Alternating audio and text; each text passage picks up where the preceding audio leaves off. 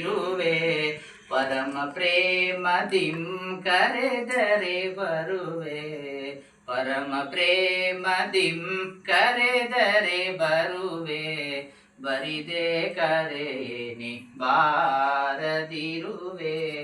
ಎರಡು ಸಲ ನೀವು ಒಂದ್ಸತಿ ಹೇಳ್ಬಿಡಿ. ಬರಿದೆ ಕರೆಯೇನಿ ಬಾರದಿರುವೆ ಬರಿದೆ ಕರೆಯೇನಿ ಬಾರದಿರುವೆ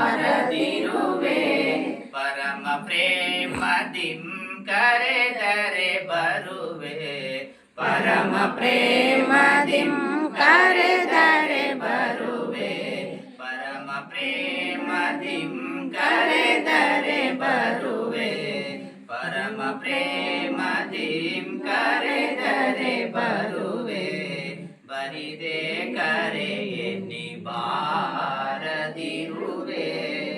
ಬರಿದೆ ಕರೆಯೇನಿ ಬಾರದಿರುವೆ. ಹಾಗೆ ಅಲ್ಲಿ ರಾಮಕೃಷ್ಣ ಶ್ರೀಮಾತೆ ಪೂಜೆ ಹೇಗಿತ್ತಂದ್ರೆ ಗಾಢತರವಾದ ಪ್ರೇಮ ಭಕ್ತಿ ಸಮರ್ಪಣೆಯಲ್ಲಿ ಆಗ್ತಾ ಇತ್ತು. ಪೂಜಾ ವೇಳೆಯಲ್ಲಿ ಅವರು ಶ್ರೀರಾಮಕೃಷ್ಣರ ಜೀವಂತ ಸನ್ನಿಧಿಯಲ್ಲಿ, ನಾವು ಅಷ್ಟೇ ಫೋಟೋ ಸುಮ್ಮನೆ ಫೋಟೋ ಅನ್ಕೋಬಾರ್ದು, ಭಗವಂತ ಕೂತ್ಕೊಂಡಿದ್ದಾನೆ ಅಂತಾನೆ ಅನ್ಕೋಬೇಕು ಅಲ್ವಾ. ನಾವು ಜನಗಳು ನೋಡೋದಕ್ಕೆ ನಾವು ಭಗವಂತ ನೋಡ್ಬೇಕು ಅಲ್ವಾ. ಜನಗಳು ನೋಡೋದು ಏನು ಖುಷಿ ಸಿಗುತ್ತಾ? ಏನ್ ಸಿಗಲ್ಲ. ಆದ್ರೆ ಭಗವಂತನ ನೋಡೋದ್ರಿಂದ ಇಲ್ಲಿ ಸಾಕ್ಷಾತ್ತಾಗಿ ಭಗವಂತ ಇದ್ದಾನೇನೋ ಅಂತ ಆ ಒಂದು ಮನೋಭಾವ ಇದ್ರೆ ಖಂಡಿತವಾಗೂ ಭಗವಂತ ಸಿಗ್ತಾನೆ. ಅದಕ್ಕೆ ಶ್ರೀರಾಮಕೃಷ್ಣರ ಜೀವಂತ ಸನ್ನಿಧಿಯಲ್ಲಿ ತಾನಿದ್ದೇನೆ ಎನ್ನುವ ಭಾವನೆ ಶ್ರೀಮಾತೆ ಇರ್ತಾ ಇತ್ತು ಯಾವಾಗ್ಲೂ. ಮತ್ತೆ ಅವರ ವರ್ತನೆಯಲ್ಲಿ ಎಷ್ಟು ಸಹಜತೆ ಇತ್ತು. ನಮ್ಮಲ್ಲಿ ಆ ಸಹಜತೆ ನಾವು ಬೇಕಾದದ್ದು ತೋರಾಣಿಕೆ ಮಾಡ್ತಾ ಇತ್ತು. ಆದ್ರೆ ಶ್ರೀಮಾತೆಯವರ ವರ್ತನೆಯಲ್ಲಿ ಎಷ್ಟು ಸಹಜತೆ ಇತ್ತು. ಅವ್ರು ಯಾವತ್ತೂ ತೋರಿಸ್ಕೊಳಕ್ ಹೋಗ್ತಾ ಇರ್ಲಿಲ್ಲ ಅಲ್ವಾ. ಆಮೇಲೆ ಎಷ್ಟೊಂದು ಆತ್ಮೀಯತೆ ಇತ್ತು. ನಾವು ಅಷ್ಟೇ ಜನರೊಟ್ಟಿಗೆ ಆತ್ಮೀಯತೆ ಬೆಳೆಸ್ಕೊಂತೀವಿ, ಆದ್ರೆ ಕೊನೆಗೆ ದುಃಖವನ್ನೇ ಅನುಭವಿಸ್ತೀವಿ. ಆದ್ರೆ ಭಗವಂತನಿಗೆ ಆತ್ಮೀಯತೆಯನ್ನು ಬೆಳೆಸ್ಕೋಬೇಕು ಅಲ್ವಾ. ಅದಕ್ಕೆ ನೀನಲ್ಲ ದಿನ್ನಾರು ಚಿರಗೊಂದು ನಿನಗೆ ಅಲ್ವಾ.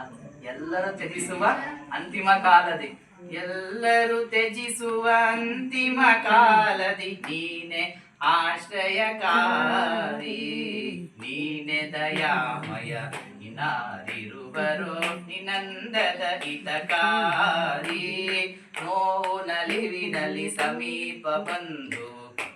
ಎಷ್ಟು ಚೆನ್ನಾಗಿದೆ ಹಾಡು ಅಲ್ವಾ. ನೋವು ನಲಿವಿನಲ್ಲಿ ಸಮೀಪ ಬಂದು ಶೋಕ ತಾಪ ಭಯ ಹಾರಿ ಶೋಕ ತಾಪ ಭಯ ಹಾರಿ ನೀನೆ ದಯಾಮಯ ಇನ್ನಾರಿರುವರೋ ನಿನಂದದ ಹಿತಕಾರಿ ನೋವು ನಲಿವಿನಲ್ಲಿ ಸಮೀಪ ಬಂದು ಶೋಕ ತಾಪ ಭಯ ಹಾರಿ ಶೋಕ ತಾಪ ಭಯ ಹಾರಿ.